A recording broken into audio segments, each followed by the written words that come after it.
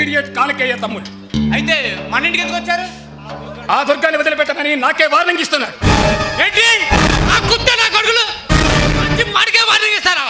నా కొడుకు సంగతి ఇప్పుడే తెలుస్తా. తమ్ముడు, వాళ్ళ సంగతి నాకు వదిలాయి. ఇంతకీ ఆ దుర్గాగాడేమన్నా నోరు విప్పాడా? అన్నయ్య, వాడిని ఎంత టార్చర్ పెట్టినా సరే వాడి నోరు మెదపలేదు అన్నయ్య.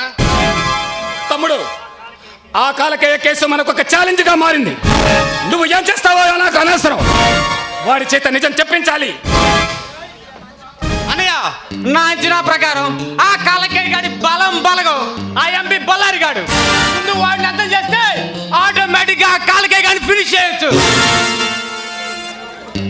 అయితే ఆ బళ్ళారి గోడ కూడా వద ఒక కండేసి ఉంచాలి.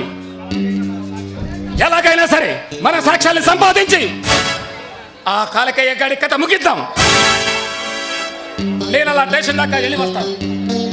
అలాగే అన్నయ్య.